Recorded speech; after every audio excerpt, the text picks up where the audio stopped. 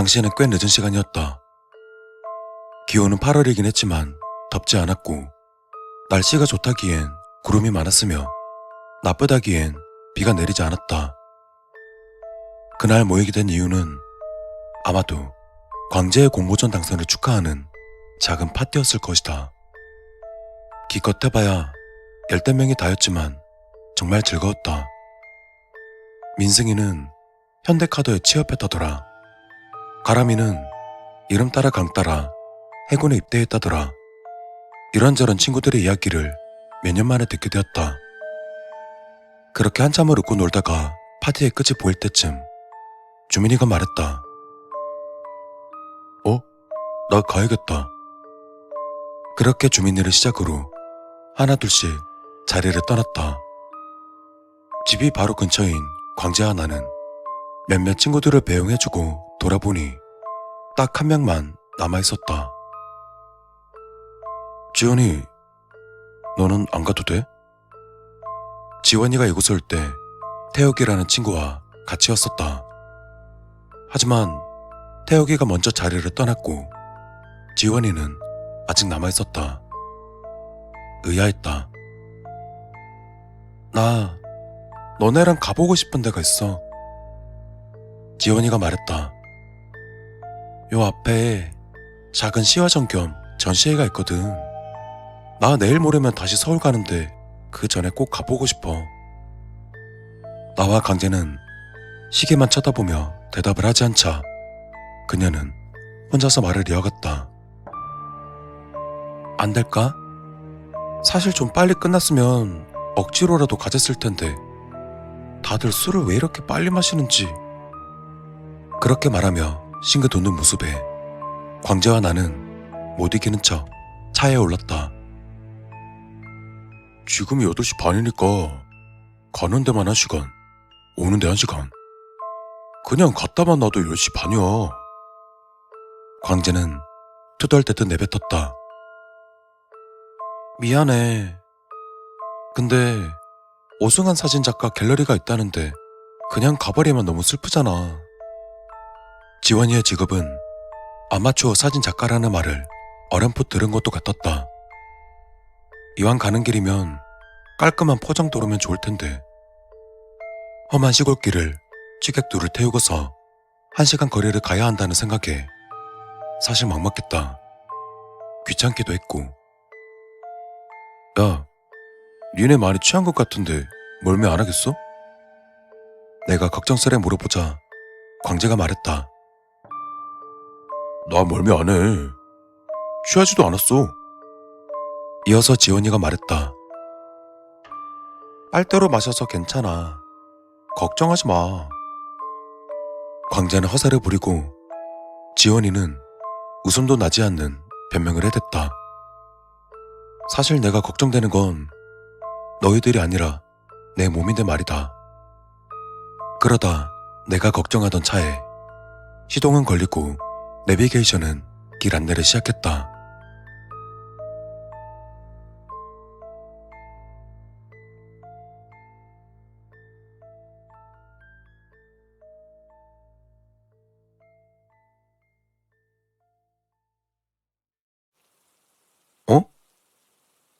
이쪽도 길이 있나? 내비게이션은 내가 알던 길이 아닌 다른 길을 짚었다. 새로운 길이 생겼나 보다. 이런 시골길의 길을 깔끔하게 만들었네. 부디 취객들이 잠들지 않기를 바라며 계속 혼잣말을 해댔지만 반응이 없는 것을 보니 모두 기절했나 보다. 그래도 비포장도로 아닌 게 어디야. 그런 생각으로 도로를 쭉 달렸다. 내가 술을 마셨더라면 어땠을까 하는 생각이 잠깐 들었다. 그렇게 내비게이션은 안내를 마쳤고 주변엔 언제 지었는지 모를 손바닥만한 교회가 있었다. 멀리 농장이 보였고 불이 꺼져 있는 상점도 몇 채 보였다. 1시간 거리인 이곳을 45분 만에 도착했으므로 오는 길이 얼마나 뻥 뚫려 있는가를 알 수 있었다. 난 광재를 흔들어 깨우고 뒷좌석으로 길게 누워있는 지원이도 깨웠다. 다행히 출발할 때보단 확실히 술이 좀 깨있는 것 같아 조금 안심이 됐다. 야, 너 운전 잘한다. 우리 잘하면 일찍 갈 수 있겠다. 근데 니네 갈 때는 나 혼자 운전하게 두면 안 된다. 중간에 버리고 갈 거야. 난 그렇게 뱉어내며 지원이를 돌아봤다. 볼 일이 있는 건 지원이었으니까. 근데 지원이는 그 작은 교회 앞에서 우두커니 서 있었다. 뭐해? 사진전 여기라는데 여기 아니야? 아니, 여기 맞는데 저거 봐. 교회 입구로는 낮은 통행 제한선이 쳐져 있었고 걸려있는 팻말은 토요일 일요일은 교회 예배로 인해 사진전을 쉽니다. 이렇게 적혀 있었다. 모두가 허탈감에 빠져있는 그때 광재는 그 잠깐 사이 화장실이 급하다며 교회 안으로 들어갔다. 그리고 조금 뒤 광재에게 문자가 왔다. 야, 안에 아무도 없어. 갤러리도 열려있어. 그냥 들어와. 문자를 받고 다시 보니 확실히 교회는 물론 주변 전체가 어두웠고 그나마 보이는 불빛은 저 멀리 능선 너머에서부터 오고 있었다. 나는 지원이에게 문자를 보여주며 말했다. 야, 들어가자. 그렇게 내가 앞장섰다.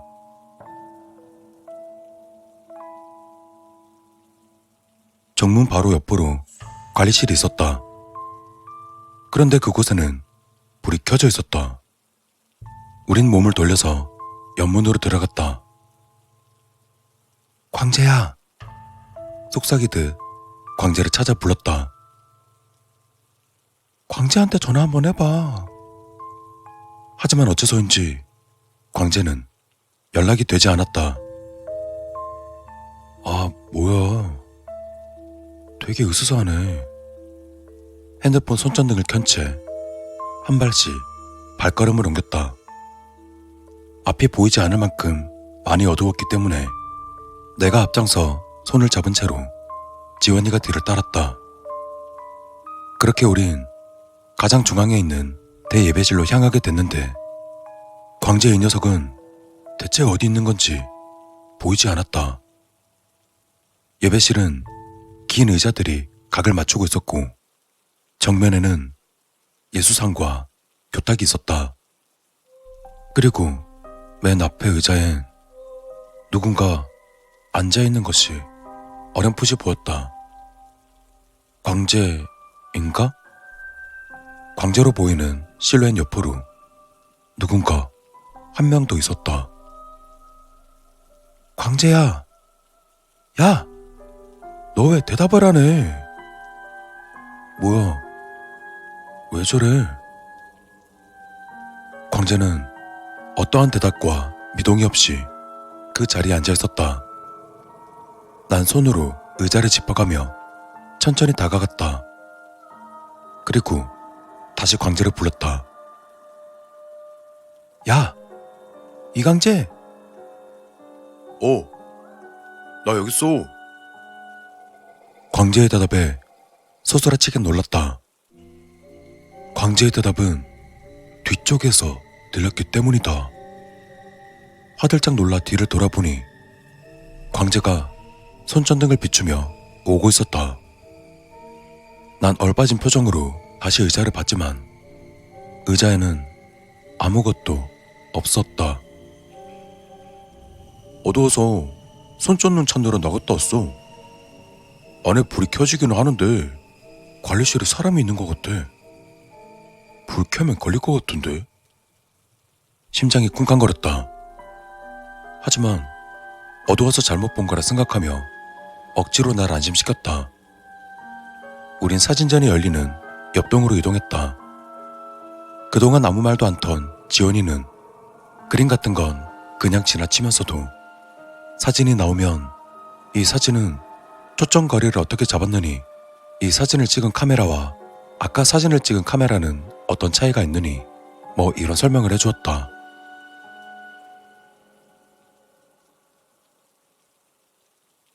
나는 딱히 관심이 가지 않았으므로 듣는 척만 했다. 근데 광재 녀석은 꽤나 열심히 듣는 듯 했다. 그러니까 이 사진은 평광 필터라는 걸 써서 주변의 색이 선명하게 나뉜다는 거지. 여긴 어두워서 잘 안 보이는데 잠깐만, 나 캠코더 있어. 그렇게 말하며 옆으로 매는 가방에서 작은 캠코더를 꺼냈다. 찍어서 밝게 높이면 지금보단 잘 보일 거야. 이따 설명 다시 해줄게.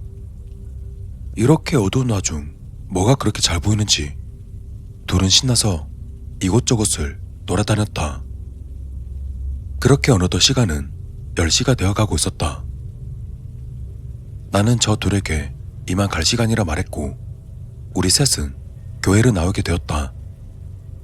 저 둘은 교회를 나와서도 신이 나 있었다.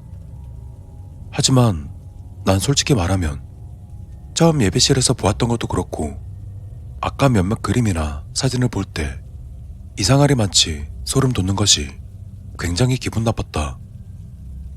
어느새 둘은 술이 깨 있는 데다 대화도 한껏 고조되어 가고 있었다. 근데 불 켜고 봤으면 더 좋았을 텐데. 지원이는 못내 아쉬움을 감추지 않았다. 아 맞다, 그 캠코더 그거 지금 보면 안 돼? 광재는 조수석에서 몸을 돌려 지원이와 계속 이야기를 나누었다. 여기도 어두워. 그냥 나중에 파일 옮겨서 밝기 높여야겠는데? 처음엔 저 두 사람만 이야기를 나누다 내가 신경 쓰였는지 주제를 바꿨다. 의림아, 넌 지금 물류업하고 있는 거지? 그렇지. 그래서 의림이가 운전을 잘하는구나. 어느덧 나도 그들의 대화에 참여했고 올 때와는 달리 지루하지 않았다. 지원이는 머리쯤 다시 서울 간다고 했고 나도 아마 곧 전국을 다 돌아야 할 것 같은데 오늘 헤어지면 우리 셋 당분간 못 만나겠다. 광재가 한탄하듯 말했다. 그럼 우리 지금 말하는 거 찍어놨다가 다음에 만날 때 같이 보자. 지원이는 그러면서 캠코더 녹화를 시작했다. 야, 너 사진 작가라며. 캠코더만 그렇게 만져대면 안 되는 거 아니야? 우리 사진이나 좀 찍어줘. 비아냥거리듯 내가 말했다.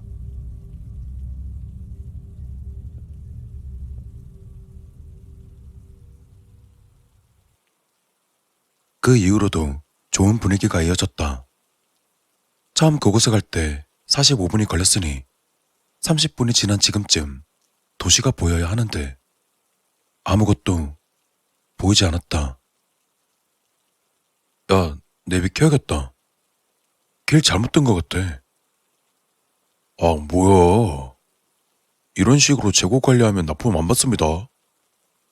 광재가 놀리면서 내비게이션을 켜줬다. 그때였다. 갑자기 지원이가 말했다. 야, 잠깐만. 난 이유도 모른 채 급하게 속도를 낮추었다. 저거 사람 아니야? 지원이가 말했다. 캠코더가 가리키는 방향을 쳐다보니 거기엔 흰 셔츠에 긴 청바지를 입고 가방을 들고 있는 여자가 걸어가고 있었다. 난 여자 옆으로 천천히 차를 대고서 오른창을 열었다. 그때 광재가 고개를 내밀어 그에게 말했다. 저기요, 어디 가세요? 한 20쯤 돼 보이던 여자였다. 그녀는 말을 조금 더듬더니 시내까지 가요. 걸어가려면 힘들 텐데 게다가 이 어두운 밤중에 괜찮으면 타실래요? 내가 만류하려던 찰나 광재의 말은 이미 입안을 떠나 있었고 여자는 살짝 웃으며 말했다. 감사해요. 그럼 신세 좀 질게요. 낯선 사람에 대한 경계는 나 혼자뿐인지 지연이마저 뒷자리에서 몸을 비키며 말했다. 이런 데서도 사람을 다 만나네요. 반가워요. 뒷좌석에 탄 여자는 자기가 대학교 학생인데 현장 실습 과제 때문에 할머니 댁에 갔다가 막차가 끊겨 어쩔 수 없이 걸어가고 있었다고 한다. 헌데 친구놈들은 내가 걱정하는지도 모른 채 계속해서 여자에게 말을 걸었다. 계속되는 질문 공세에 여자는 많이 난처한 듯했다. 그저 웃음으로 일관하며 이야기를 듣고만 있던 여자는 둘의 말이 조금 느려지자 그제야 천천히 말을 시작했다. 저는 백화라고 해요. 최백화. 그래? 백화라고? 요즘 이름들은 다 흔한데 뭔가 옛날 이름 같은데? 광재가 말했다.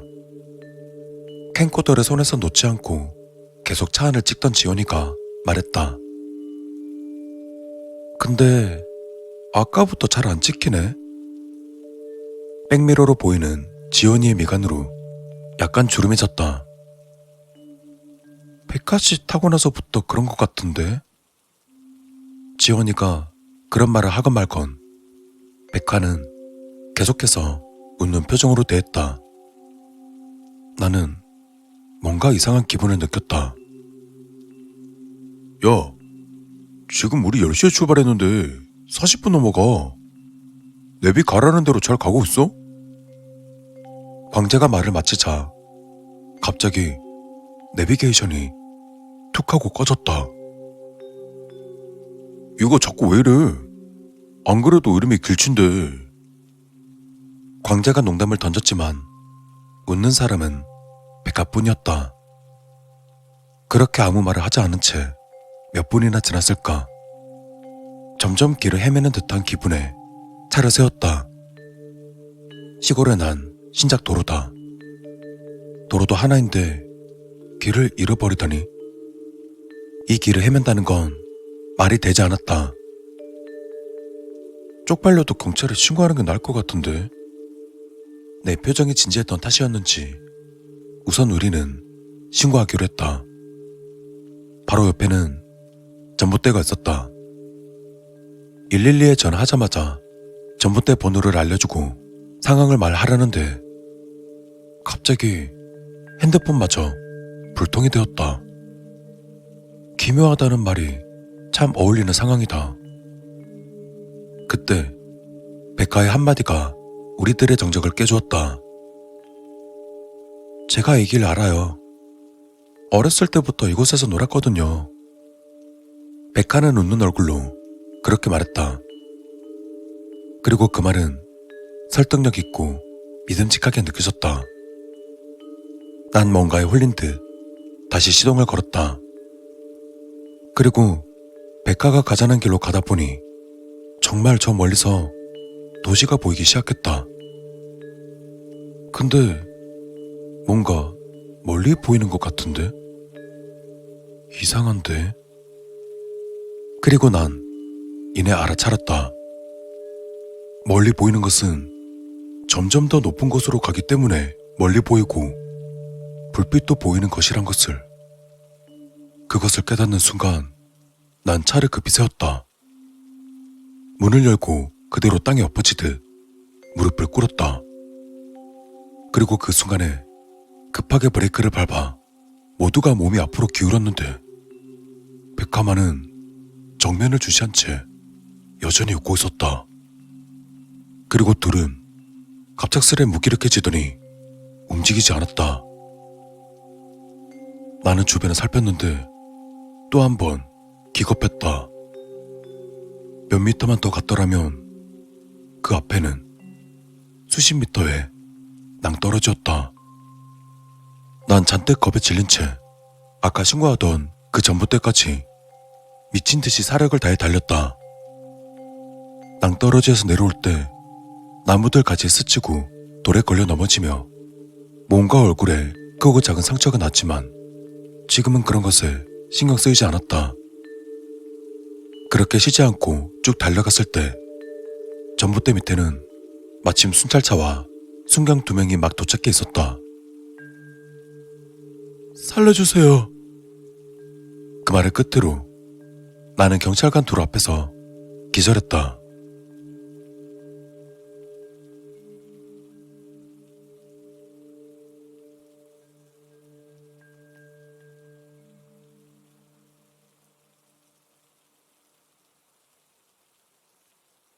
눈을 떴을 땐 병원이었다.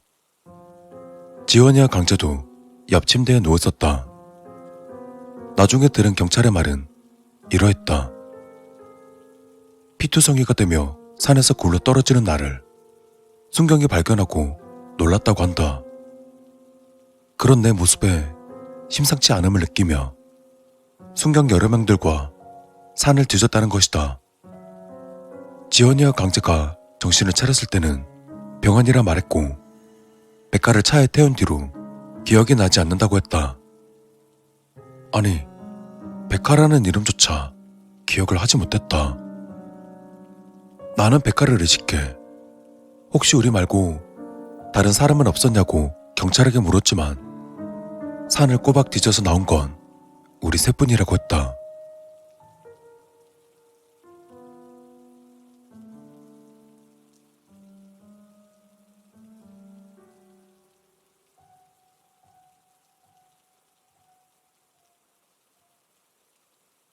그 일이 있었던 뒤로 평소와 다를 바 없이 얼마간의 시간이 지났다. 우리 3명은 어느 술집에서 몇 달 만에 다시 모이게 되었다. 우린 이런저런 이야기를 주고받던 중 지원이가 캠코더를 꺼냈다. 나 이거 너네랑 다시 보려고 가져왔다? 지원이가 해맑게 웃으며 말했다. 하지만 난 캠코더를 보자마자 얼굴이 찌푸려졌다. 야, 그것 때문에 우리가 얼마나 고생했는지 기억 안 나? 내가 불편하단 걸 알았는지 지원이도 아차하며 다시 집어넣으려고 할 때 광재가 말했다. 지금 보면 그래도 추억이잖아. 같이 보자. 그렇게 우린 캠코더 영상을 보기로 했다. 캠코더에 저장된 파일은 아주 많았다. 그리고 그날 저장된 파일은 총 3개였다. 우선 첫 번째 거. 첫 번째 파일을 누르자 지원이와 강재가 사진전 관람을 즐기는 영상이 재생되었다. 둘이서 지루한 얘기를 나누는 게 10분쯤 녹화되어 있었다. 아, 뭐야. 지루해. 그냥 꺼. 내가 이 말을 꺼낸 순간이었다. 영상 속에 지루한 이야기가 끝날 때쯤 조금 떨어져서 걷는 내가 잠깐 비춰졌다. 그리고 나는 보았다. 내 옆에 한 사람이 더 서 있는 것을. 당연히 이 둘도 내 옆에 있는 누군가를 봤을 것이다. 그래서인지 지원이가 급하게 말을 꺼냈다. 아, 다음 거 보자. 이거 의리미는 재미없겠다. 지원이가 다음 파일을 눌렀다. 그 파일은 약 4분간의 영상이었다. 영상의 초반은 차 안에서 대화하는 모습이었다. 그리고 1분쯤 되었을 때 백가가 차에 탔다. 지원이와 강재가 기억 못하는 부분이었다. 그런데 나는 그 영상을 보며 딱딱하게 굳어버렸다. 당시에 백가는 별로 말을 하지 않았다고 생각했는데 백가는 자신의 이야기를 많이 늘어놓았던 것이다. 내 기억조차 잘못된 것이다. 자기 이름이 백가이며 어느 대학교 사회복지학과이며 자신이 왜 그곳에 있었는지, 또 이상한 점은 그녀의 말투가 상당히 어눌했고 뭔가 말로 표현하기 어려울 만큼 상식이 통하지 않는 그런 말투였다. 예를 들면 자기가 60번대 학번이라 선배들이 적어서 아쉽다는 둥, 사실 자기는 1964년에 죽었다는 말, 이 도로가 날 때 자신의 무덤이 같이 밀렸다는 보통의 상식으로는 이해하기 어려운 말들이었다. 그리고 지원이의 캠코더는 우리 셋을 찍을 땐 선명하게 잘 찍히다가 백화를 찍으려고만 하면 백화의 얼굴이 지직거리며 잘 나오지 않는 것이다. 나는 너무 소름이 돋았다. 덩달아 애들도 소름이 돋았나 보다. 캠코더를 끄려는 지원이를 내가 제지했다. 나는 녹화된 영상을 모두 봐야 했다. 그리고 다음은 갑자기 내가 비명을 지르며 차를 세우고 황급히 나가는 모습을 끝으로 두 번째 영상이 종료되었다. 우리 모두는 말이 없었다. 두 번째 영상을 봤을 때 세 번째 영상은 없어야 했다. 지원이가 녹화 버튼을 누른 건 두 번뿐이니까. 마지막 영상은 10초의 짧은 영상이었다. 지원이가 손가락을 떨어대며 세 번째 영상을 재생했다. 온통 검은색 화면만 나왔다. 아무 소리도 녹음되지 않았다. 그리고 영상의 끝에서는 선명한 목소리가 녹음되어 있었다. 아깝다.